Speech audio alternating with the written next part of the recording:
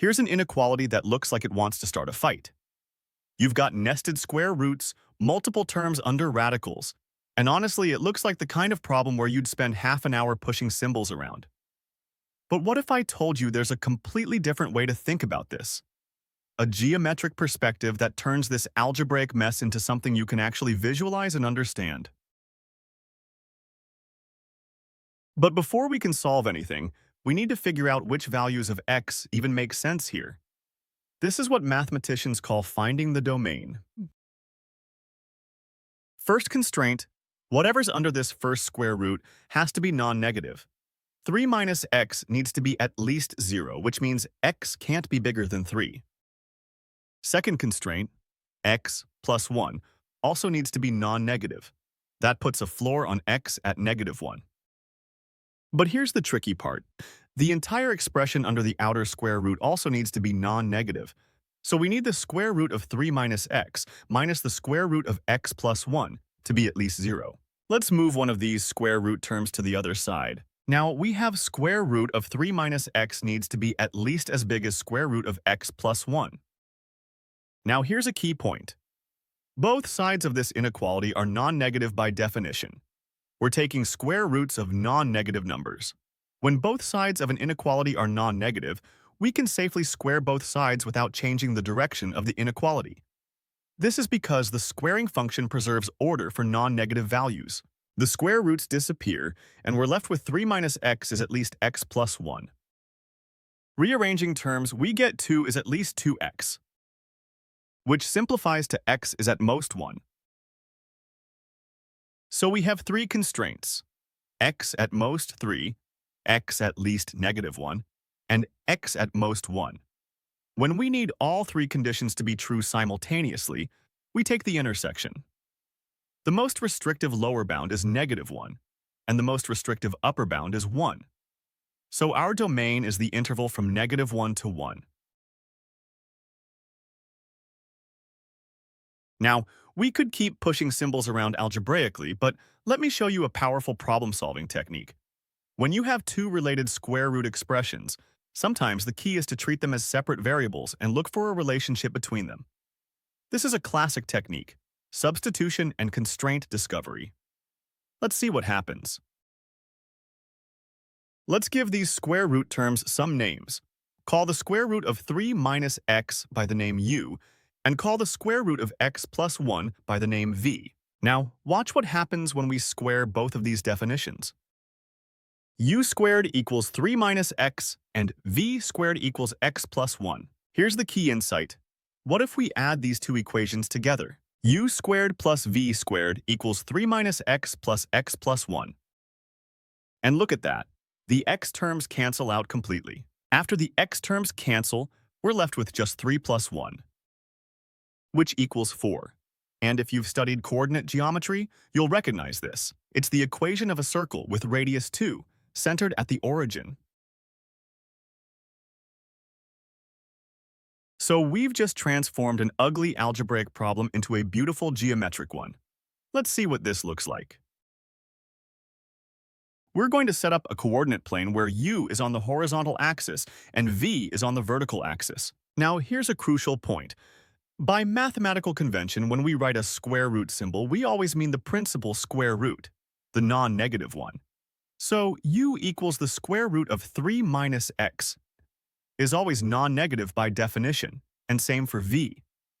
This means we only need to consider the first quadrant of this circle where both coordinates are non-negative, just this arc from 0 to 2 on both axes. Now let's translate our original inequality into this uv language.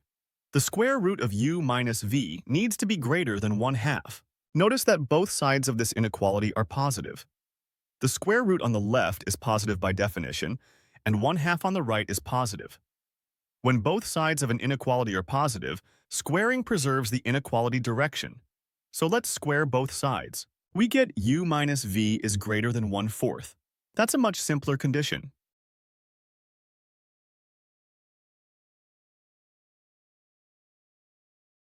This is the line where u minus v equals exactly 1/4, or equivalently, v equals u minus 1/4. The inequality u minus v greater than 1/4 means v is less than u minus 1/4. That's the region below this line, where the v coordinate is smaller than the line would predict for any given u. So now we need to solve a classic geometry problem. Where does a line intersect a circle? We have two equations, the circle equation and the line equation. From the linear equation, we can solve for v in terms of u and substitute that expression into the circle equation. Now we have an equation in just one variable. Expanding that squared term and collecting everything on one side, we've got ourselves a quadratic equation in u. Let's clean this up by multiplying everything by 16 to clear those fractions. Time to pull out the quadratic formula. It's one of those tools that just always works. When we plug in our coefficients and simplify, the quadratic formula gives us two solutions, one with the plus sign and one with the minus sign. The minus version gives us 1 minus square root of 127 over 8, which works out to be negative. Since u is defined as a square root, it must be non-negative, so we discard this solution. So we keep only the positive solution. U equals 1 plus square root of 127 all over 8. But remember, we don't actually care about u. We care about x, so we need to convert this back. We defined u as the square root of 3 minus x, so we substitute our u value here. Square both sides. Simplify the right side. And solve for x. This is our critical value. 1 minus the square root of 127 over 32. We're in the home stretch now. We just need to figure out which side of this critical value satisfies our inequality. Let's call the left side of our original inequality g of x. Think about what happens as x increases. The first term, square root of 3 minus x, is getting smaller because 3 minus x itself is decreasing. The second term, square root of x plus 1, is getting bigger because x plus 1 is increasing. So we're taking a decreasing quantity and subtracting an increasing quantity. This means the whole expression is decreasing even faster. The function g of x is strictly decreasing throughout our domain. We want g of x to be bigger than 1/2. And we just found that at x equals 1 minus square root of 127 over 32, g of x equals exactly 1/2. Since g of x is decreasing, it's bigger than 1/2 when x is smaller than this critical value.